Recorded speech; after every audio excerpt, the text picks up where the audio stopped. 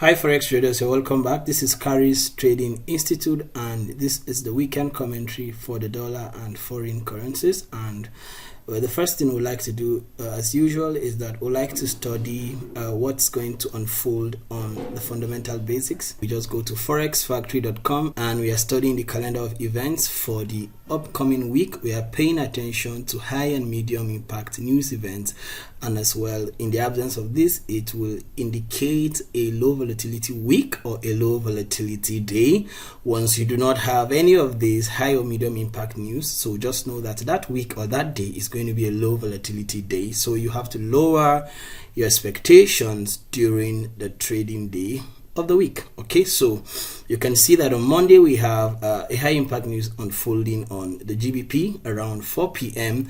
So if you are on a trade ahead of this time, you may like to hold your trade for the liquidity injection that's going to come at this time of the day. Then on Tuesday, we have a high and medium impact news at the open of London session, which is 2 a.m. New York time, which is 7 a.m. GMT plus 1. Then we go to the dollar index because the dollar index is the benchmark asset for all dollar associated pairs, and we like to study institutional order flow of the higher time frames, the monthly, the weekly, and the daily time frame, because that's where the institutions will position themselves and that's where the drawn liquidity lies. Okay, so we are studying where price has traded away from, where price is currently, and where the drawn liquidity is residing. Okay, previously we've been in a bearish trend because we see the higher time frames forming, giving us a lower expansions and a higher retracement, lower expansions and a higher retracement. Remember, in a bearish order flow,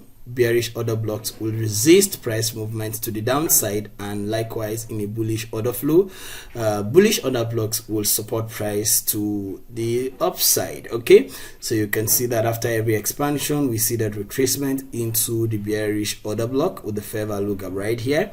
Right, we had another expansion to the downside, price traded into a bearish order block, 50% of that bearish order block, because this is a large candle. Remember, when selecting order blocks, we pay attention to the candle with the largest body. So this is the last buy candle with the largest body before price traded down to the downside, clearing the lows of the last buy candle. So 50% of that large candle is called the order block mean threshold. So price traded into that level with that tiny fair value gap right here, and that's the bearish order block. Then we see price form the swing high at that level. A swing high is a 3 candle price pattern. It's a reversal pattern where you have the middle candle forming the highest high or the lowest low, with a higher low by the left and a higher low by the right. Okay, so this is that swing high, which also tells us that we are bearish. Then we see price created another bearish order block with a fair value gap. Then the last 2 weeks price traded into that bearish order block. Okay, so it tells us that we are bearish on the weekly time frame. Institutional order flow is bearish. Then where is the drawn liquidity? The drawn liquidity is right here, right below here. The equal lows there signifies a pool of sell side liquidity residing below it, and that will be the main driver of the market in the coming weeks. That's where we are targeting.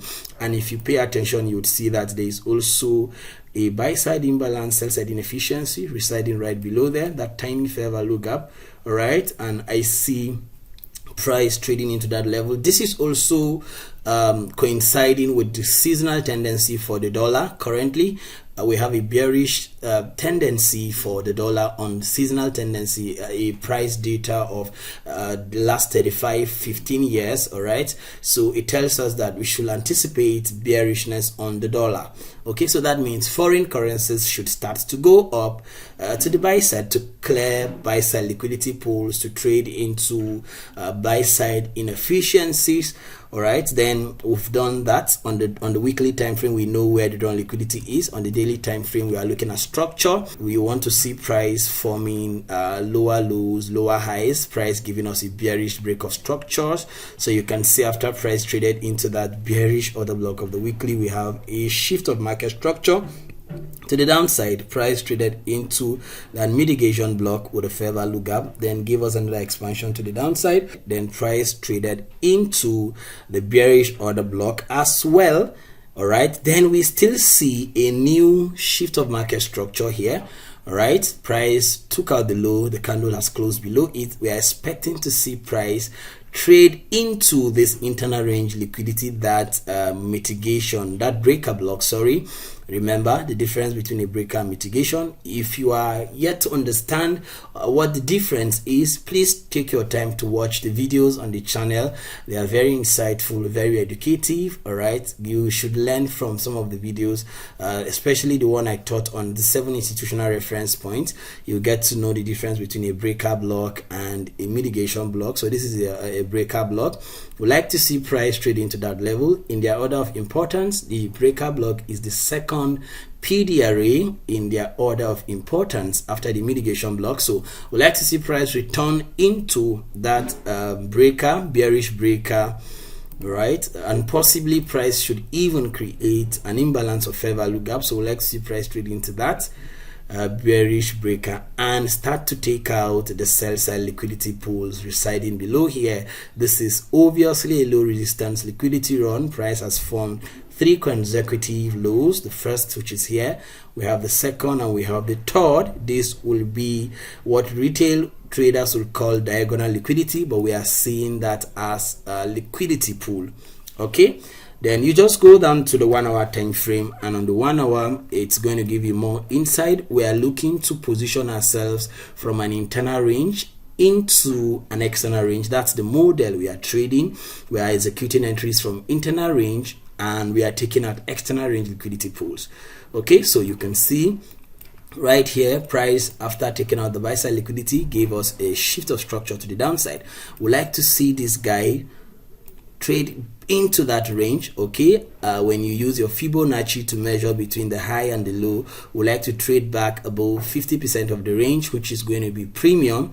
Then we are looking to see a clear shift of structure again before we start to sell the dollar and buy foreign currencies. Okay, remember, we like to sell at a premium, we buy the discounts. So that's that about the dollar index. We like to look at GBPUSD. All right, so this is the GBPUSD charts. Let's go to the weekly time frame as well to study the institutional order flow of this this pair. So you can see we have a bullish order flow on the weekly time frame. Price has been forming higher expansions, lower retracement, higher expansion, lower retracement. You can see how price traded into the bullish mitigation here. All right, the high of the last sell candle here before the buy, that's a mitigation block. Price traded into the fair value, which is the internal range liquidity, and price has just created a swing low, the middle candle having the lowest low with 2 candles by the left and right forming a lower high.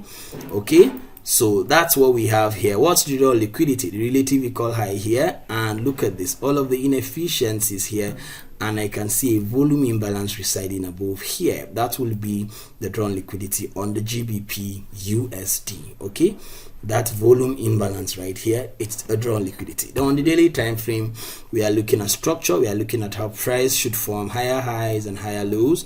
So you can see we have a bullish structure. Price has been forming higher high, higher low at the bullish order block. Remember, in a bullish institutional order flow, bullish order blocks should support price movements to the upside. So the bullish order block with a tiny implied fair value gap right here was what supported this price movement. Then we see that expansion to the upside, all right, further creating a breaker block. We like to see this guy trade back into the bullish breaker right here before price starts to rally into the drawn liquidity of the weekly and the daily time frame. Okay, then we go down to the 1 hour. How are we looking to execute trades? We are looking to execute when price returns into the internal range to clear out external range liquidity. So this is a clear liquidity void that was created during the week. All right, I can see also something very interesting, that tiny imbalance right here. I would like to see price opens on Monday and should retrace into this level, the fair value here, or trade into even this breaker block before price starts to trade to the upside. These are my thoughts on the GBPUSD as opposing the dollar, which is supposed to be bearish. So guys, use this analysis to do your own analysis. All right, analyze the dollar, analyze your preferred currency pair and position yourselves during the week. If you like this video, don't forget to click the like button, hit the notification bell, and of course subscribe to this channel for more of these videos and many free lessons you're going to get. And in case you want to join my mentorship community, my paid mentorship community, you could just click the link in the description of the video and reach out so you can join my Forex masterclass and be profitable. Until next time, I wish you good luck, good trading, stay safe.